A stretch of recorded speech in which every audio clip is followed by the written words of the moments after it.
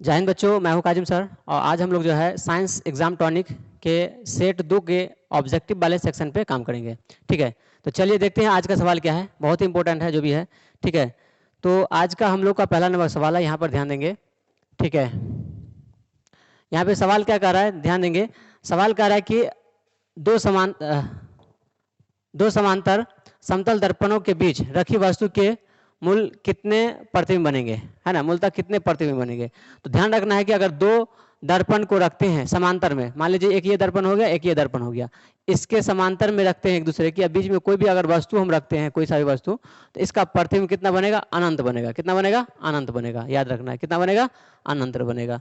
ठीक है, जब कभी भी, है ना, किसी दो समांतर दर्पण के बीच में अगर कोई वस्तु रखते हैं तो कितना प्रतिबिंब बनेगा, तो अनंत बनेगा। ठीक है, दूसरा सवाल यहाँ पर देखेंगे। यहाँ पर यदि किसी अवतल दर्पण के ध्रुव से फोकस की दूरी 25 सेंटीमीटर, तो फोकस से वक्रता केंद्र की दूरी क्या होगी, वही होगी, है ना। कैसे, देख लीजिए। अगर कोई अवतल दर्पण कह रहा है, यहाँ मान लीजिए अवतल दर्पण है।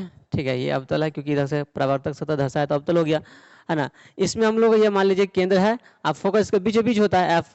हम लोग जानते हैं, है ना, फोकस जो होता है ना, त्रिज्या का आधा होता है फोकस दूरी। मतलब ये हुआ, कह रहा कि ध्रुव से फोकस से 25 सेंटीमीटर, मतलब ये ध्रुव ये हो गया पी, यहाँ से यहाँ तक 25 है, तो यहाँ से यहाँ तक भी तो 25 है ना होगा, ये भी क्या होगा, 25 ही होगा। इसीलिए मेरा ऑप्शन नंबर बी बिल्कुल करेक्ट हो जाएगा। ठीक है, चलिए बढ़ते हैं अगला नंबर सवाल के लिए। तो यहाँ पर हम लोग देख रहे हैं, यहाँ पर अगला नंबर सवाल कि हीरे के अपवर्तनांक 2 है ना 0.4 है, तो हीरे में प्रकाश की चाल क्या होगी। बहुत ही सिंपल, देखिए कैसे बनाएंगे इसको, है ना। हीरे में चाल निकालना है प्रकाश की। हम लोग जानते हैं अपवर्तनांक का फॉर्मूला क्या होता है ना। शून्य में प्रकाश की चाल बटे किसी माध्यम में प्रकाश की चाल। तो शून्य में प्रकाश की चाल कितना होता है, 3 इंटू, है ना, 10 का पावर, है ना, 8 मीटर प्रति सेकंड होता है ना, बटे किस माध्यम में प्रकाश की चाल। तो मान लीजिए हमको निकालना हीरे में, तो हीरे में प्रकाश की चाल को हम मान लेते हैं कुछ एक्स मान लेते हैं, मान लीजिए, है ना। ये क्या हो गया, इसका अपवर्तनांक हो गया। वो दिया कितना है, तो 2.4 दिया हुआ। यहाँ से हम लोग एक्स का मान निकाल लेंगे, तो कोना कोनी गुना करेंगे तो एक्स का मान कितना हो जाएगा, 3, है ना, इंटू 10 के पावर 8, अब बट्टे में हो जाएगा 2.4 हो जाएगा ना। यहाँ से आप दशमलव हटाइएगा तो सीधे सीधे लिख सकते हैं 3 इंटू 10 के पावर 8 बट्टे में 24 गुने, है ना, 10। इसको काटेंगे हम लोग, 3 अट्ठे 24 हो जाएगा। इसको काटेंगे, है ना, 8 से, 8 एकम 8, 8 दूने 16, 8 पंचे 40 ही हो जाएगा। मतलब हमको जो आ रहा है ये कितना आ रहा है ना, ये आ रहा है 1.25 इंटू 10 का पावर 8, है ना, मीटर प्रति सेकंड। ये आ रहा है मेरा आंसर। ठीक है, जो कि हमको ऑप्शन क्या दिख रहा है, वैसे दिख रहा है। देखिए ऑप्शन नंबर डी बिल्कुल करेक्ट हो जाएगा। 1.2 इंटू 10 का पावर 8 मीटर पर सेकंड है। यहाँ पे 5 हम लोग दशमलव के 2 अंक तक काम कर लिए हैं, तो कोई दिक्कत नहीं, ये मेरा आंसर हो गया ऑप्शन नंबर डी। ठीक है, तो इस तरीके से हम लोग कर लेंगे। चलिए बढ़ते हैं अगला नंबर सवाल के लिए। तो अगला नंबर सवाल हम लोग देखेंगे यहाँ पर, है ना। हम लोगों का सवाल है यहाँ पर, लेंस की क्षमता का ऐसा मात्रक क्या होता है। तो बच्चों इसका आंसर होगा m का पावर -1। ऑप्शन नंबर सी बिल्कुल करेक्ट होगा। कैसे, तो हम लोग जानते हैं क्षमता का ऐसा मात्रक, क्षमता का मात्रक क्या, सॉरी, लेंस का क्षमता क्या होता है, 1/f होता है ना। क्या होता है, 1/f। f रहता है मीटर में यहाँ पर, मतलब यहाँ पर क्या होगा, 1/m, ये ना होगा। अब इसी को हम ऊपर ले जाएंगे तो m का पावर नहीं कुछ है तो 1 है, इसी को ऊपर ले जाएंगे तो m का पावर -1 होगा, है ना। इसलिए इसका मात्रक क्या हो गया, है ना, m का पावर -1। समझ में आ गया। फोकस जो होता है हमेशा मीटर में होता है, इसलिए m उसके पावर में 1 नहीं कुछ है, तो इसी को ऊपर ले जाएंगे तो m का पावर -1 हो जाएगा। ठीक है, तो ये मेरा ऑप्शन नंबर सी बिल्कुल करेक्ट हो गया। सॉरी। चलिए अब देखिए अगला नंबर सवाल यहाँ पर कि चंद्रमा पर खड़े अंतरिक्ष यात्री को आकाश कैसा दिखता है ना, आकाश प्रतीत होता है। हम लोग को पता है काला दिखता है, क्योंकि वहाँ पर वायुमंडल है ही नहीं। वहाँ पर वायुमंडल नहीं है, इसलिए प्रकाश का प्रकीर्णन नहीं होता है, कोई खास रंग दिखता नहीं है, इसलिए वहाँ पर क्या दिखेगा, काला दिखेगा। इसलिए ऑप्शन नंबर क्या हो जाएगा, डी बिल्कुल करेक्ट हो जाएगा। ठीक, चलिए अगला नंबर सवाल देखते हैं हम यहाँ पर।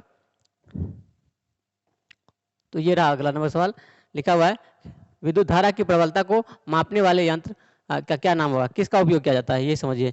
तो विद्युत धारा को मापने के लिए हम लोग एमीटर का यूज करते हैं। किसका, एमीटर का। इसको ध्यान रखना है हम लोग को, है ना, याद रखना है ना, कि विद्युत धारा को किससे मापते हैं, एमीटर से मापते हैं। अगला सवाल है विद्युत चुंबक बनाने में प्रायः किस प्रकार के पदार्थ के छड़ का उपयोग किया जाता है ना। नरम लोहा किया जाता है, हम लोग को पता है। ठीक है, हम लोग बुक में भी पढ़े हुए थे। ठीक है, विद्युत चुंबक बनाने के लिए किसका इस्तेमाल करते हैं, नरम लोहा का। इसलिए ऑप्शन नंबर ए बिल्कुल करेक्ट हो जाएगा। ठीक, चलिए अब अगला नंबर सवाल देखें। तो ये रहा हम लोग का अगला नंबर सवाल, बहुत ही सिंपल। सवाल कह रहा है कौन सा अधातु विद्युत का सुचालक है।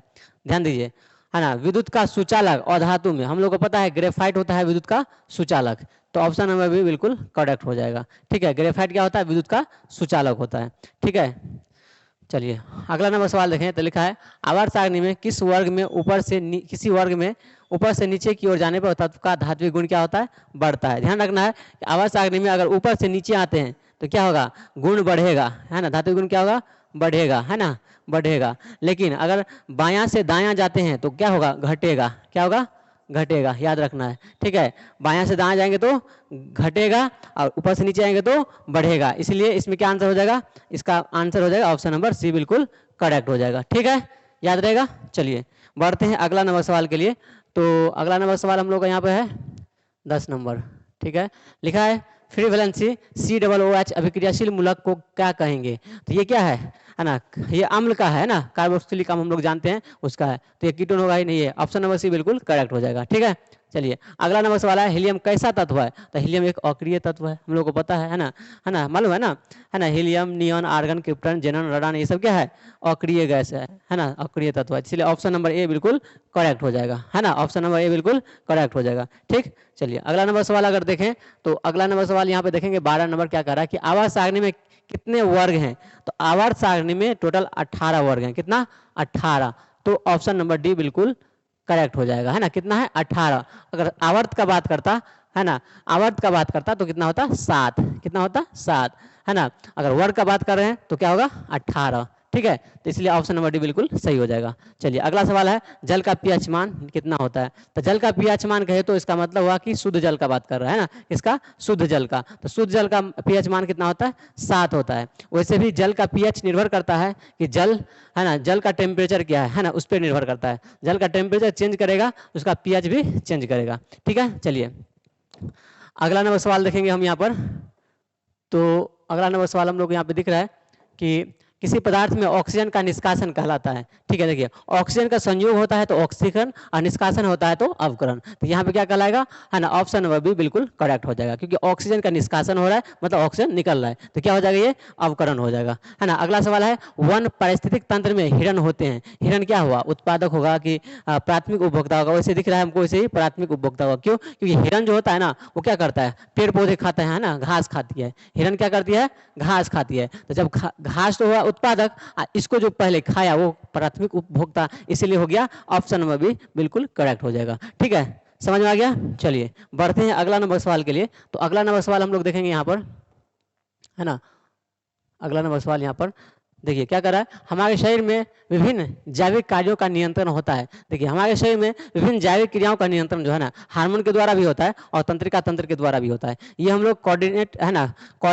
कंट्रोल एंड कोऑर्डिनेशन वाले चैप्टर में हम लोग पढ़े हुए थे, है ना, नियंत्रण और समन्वय वाले चैप्टर में पढ़े हुए थे। ठीक है, कि हमारे शरीर में जो है ना हार्मोन के द्वारा भी और हमारे शरीर में तंत्रिका तंत्र के द्वारा भी, है ना, नियंत्रण और समन्वय होता है। ठीक है, तो इसीलिए मेरा आंसर हो जाएगा यहाँ पर, है ना, ये ऑप्शन नंबर सी बिल्कुल करेक्ट हो जाएगा। क्या हो जाएगा, ऑप्शन नंबर सी बिल्कुल करेक्ट हो जाएगा। चलिए बढ़ते हैं अगला सवाल के लिए। लिखा निम्नलिखित में कौन एमिनो अम्ल के विखंडन से बनता है। तो है ना नाइट्रिक अम्ल NH3 ये बनता है ना, एमिनो अम्ल के विखंडन से, तो याद रखना है इसको। चलिए अगला नंबर सवाल अगर देखते हैं तो हम लोग का यहाँ पर है 18 नंबर सवाल, है ना, क्या कह रहा है सवाल, तो सवाल कह रहा है यहाँ पर कि हृदय के वेशमों का शिथिलन कहलाता है। देखिए संकुचन सिस्टोल कहलाता है और शिथिलन डायस्टोल कहलाता है। ध्यान रखना, हृदय जब संकुचित होता है मतलब कंप्रेस होता है, संकुचित, उसको सिस्टोल कहते हैं, और वो जब शिथिलन होता है तो उसको डायस्टोल कहते हैं, है ना, याद रहेगा। दोनों मिला करके एक धड़कन कहलाता है, मालूम है ना, तो इसीलिए क्या होगा यहाँ पे शिथिलन डायस्टोल कहलाएगा। क्या कहलाएगा यहाँ पर, क्या कहलाएगा, डायस्टोल कहलाएगा।